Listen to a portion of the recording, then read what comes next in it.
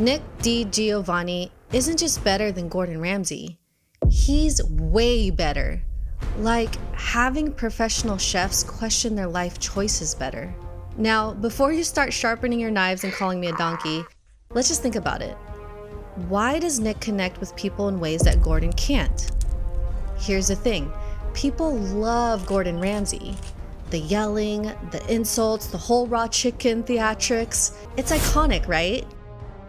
But Nick's pulling in 22 million YouTube subscribers. Meanwhile, Gordon, the guy who owns restaurants around the world and has his face on half of the shows on TV, is sitting at only 20 million. All those restaurants don't mean shit when you're just trying to figure out how to make ramen at 2 a.m. after a night out. Nick's the guy to call for that. Gordon is a guy you call when you want someone to yell and make you cry over microwaving your frozen pizza too long. And then still respect him for it. Nick isn't just about recipes though. He's for real cracked the code of the internet, dominating TikTok, YouTube, and probably your grandma's Facebook feed. And Gordon, let's be real, he's stuck in 2005, where everyone's still watching cable TV and pretending it's not weird to yell at a raw fish. And the big surprise is the fucking bass is fucking raw!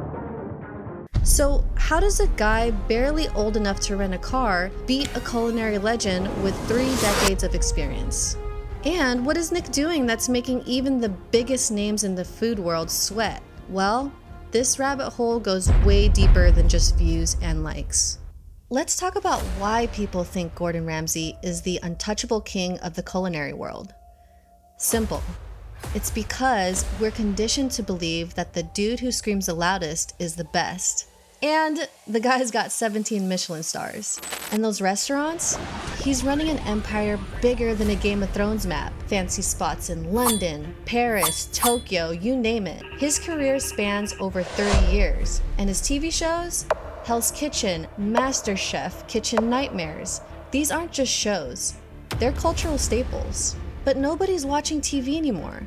When was the last time you sat down to watch Hell's Kitchen live on a Thursday night? Exactly.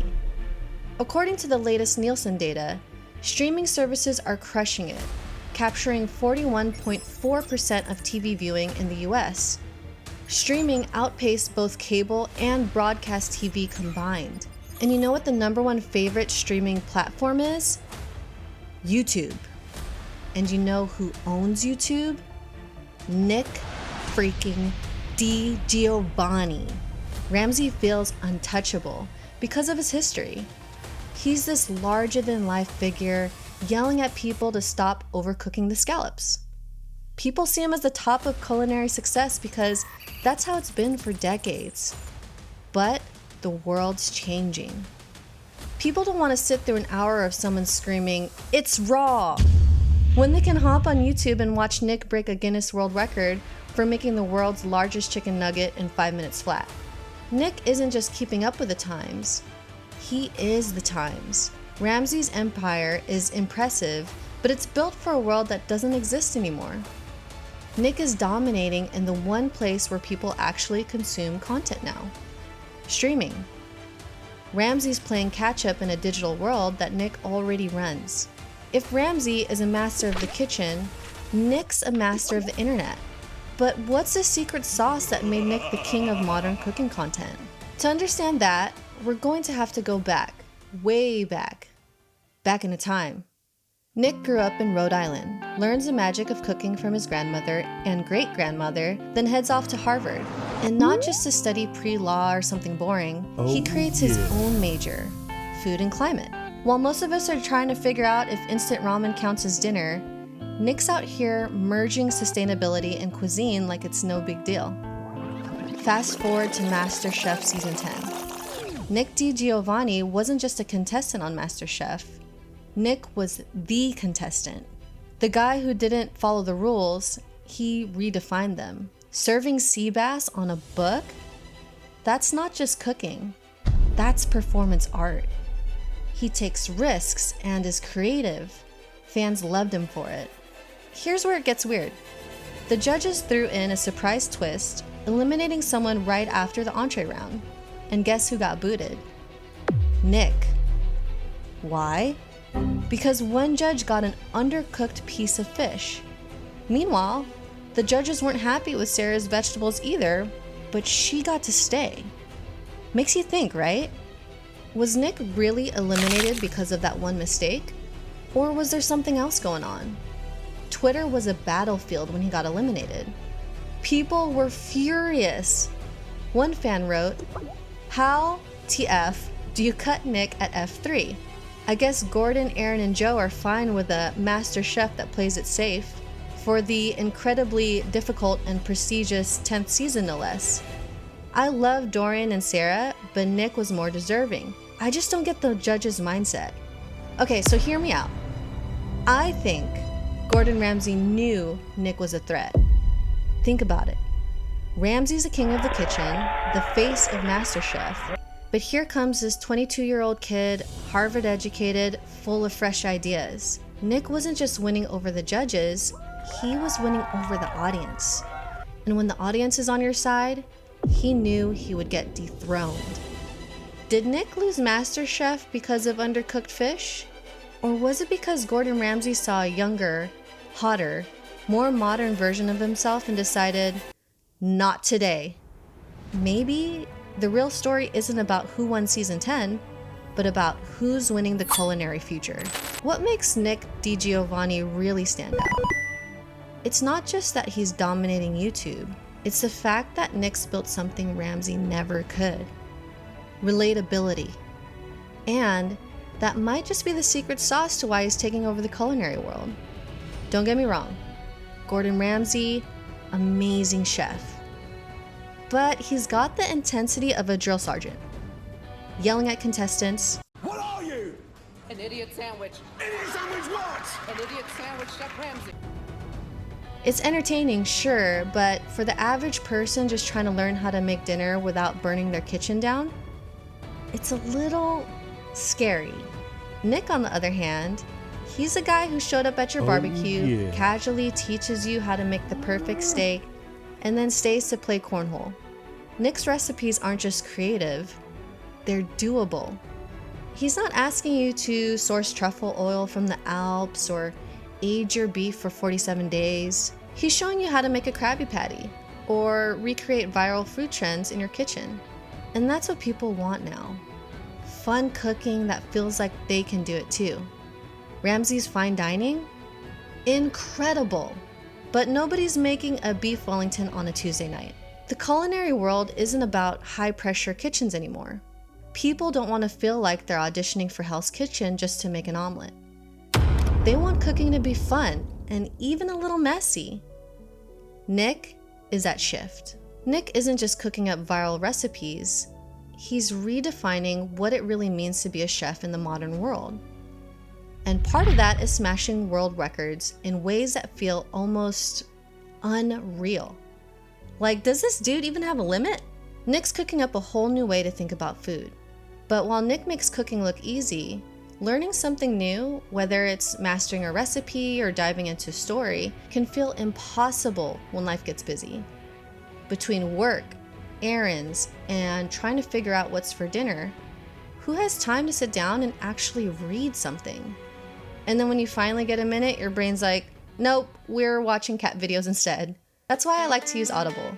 It's an audiobook platform that lets you listen to thousands of books, podcasts, and exclusive content, all while doing life. There's a reason Audible has a 4.9 rating on the App Store with over 27 million monthly users. You can multitask like a boss, learn new skills while cooking, escape into a great story on your commute, or finally tackle that reading list while folding laundry. It makes me time possible even when you're not actually sitting still. Also, Audible has a huge library covering everything from bestsellers to self-help to cooking tips. Plus, with their offline downloads, you can listen anywhere, even without Wi-Fi. Right now, Audible's doing a free 30-day trial, so you get to try it out today risk-free. Just click the link in the description below to sign up. Your ears and your brain will thank you. Again, hit that link and grab your free trial of Audible before they stop doing 30 days for free. Now let's talk about Guinness World Records. Nick's got 10. 10! He's made the largest cake pop,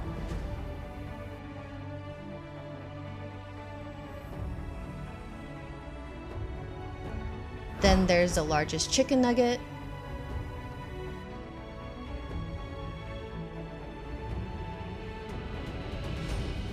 And let's not forget the largest sushi roll, world's largest donut, and even the largest iced latte.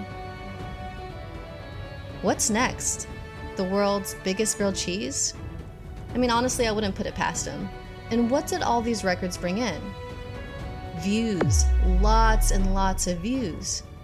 Today, his YouTube channel has him being the most followed chef in the world with 22 million subscribers and 40 million followers across all his platforms. That's more people than the population of Australia, all tuning in to watch this dude make food. And you know what's crazy? He beat Gordon Ramsay's YouTube numbers, who's been on TV since forever. And Nick's channel grew by 32% in 2024 alone. Why? Nick's a digital native. He's not trying to adapt to the internet like Ramsay. He was born for it. His videos are quick, engaging, and made for our attention span, which is shorter than a TikTok. He doesn't just cook, he experiments. And he's not just doing it for fun. His Harvard degree in food and climate means he's bringing a modern, sustainable edge to everything that he makes. He's pretty much cooking and saving the planet all at the same time. Nick's even got a cookbook and his own line of chef's knives. The guy's barely in his late 20s. He's out here building a culinary empire before most of us can even figure out what we feel like eating. But yeah, let's not get it twisted though. Nick's not out to bury Ramsay. In fact, he looks up to him. Ramsay wasn't just a mentor for Nick. He was the inspiration for how Nick approaches food and connects with his audience. Nick even said he respects Ramsay not just as a chef, but as a human being. That's the dream. Learn from the best, then take what they've taught you and build something even bigger. Nick's done just that. He's not following the same playbook as Ramsay because the game has changed. Younger audiences aren't tuning into traditional TV.